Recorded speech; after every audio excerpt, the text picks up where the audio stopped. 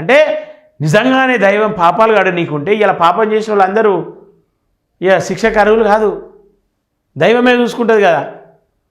ఇట్లా పోయి ఇట్లా ఇట్లా ఇట్లా దుంకుతుంది ఆమెను దేవుడు అని చెప్పేసి మొక్కుకుంటూ ఆడ నిలబడుతుంది. సిగ్గు ఉండాలి, సిగ్గు అనిపించాలి కొంచెం మనకు కూడా సిగ్గు అనిపించాలి కొంచెం ఆమె పిచ్చి పట్టి కాలేజ్ బంద్ చేసి కాలేజీలోకి వెళ్ళి తీసేసిరు ఆమెను పిచ్చి పట్టిందని.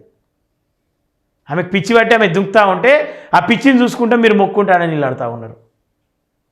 దుష్ట సంహారం అంట.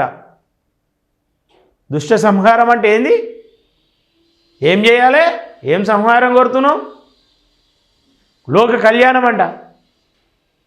అరే నీ కళ్యాణం చేసుకున్నావుగా, నీ పిల్లల కళ్యాణం చేయి, నువ్వు లోక కళ్యాణం తర్వాత కానీ నీ పిల్లల కళ్యాణం చేయనికి ఇవ్వాలా నానా తంటలు పట్టుకుంటా అడ్డగోలుగా సంపాదించే ప్రయత్నం చేస్తూ ఉన్నావు. నేను నిన్న స్టేట్మెంట్ ఇచ్చినా ఇవాళ కూడా ఇస్తున్నా. చలో అక్కడ దేవుడు వెలిసిండని చెప్పేసి నువ్వు నిజంగా నమ్ముతున్నావు కదా, దేవత నీ మీదకి వచ్చింది కదా, కులగొట్టి ఇల్లుడు కూలగొట్టి ఆడ గుడి కట్టు.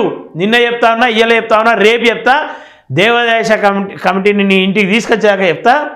23 తారీఖు నాడు మేము బయటకు ఊరికి పోయేది ఉంది కాబట్టి 1 తారీఖు తర్వాత ఖచ్చితంగా మళ్ళీ నీ ఇంటికి వస్తా, నీ దేవత సన్నిధికి వస్తా, ఖచ్చితంగా నీ దేవతను బయట పెట్టాల్సిందే.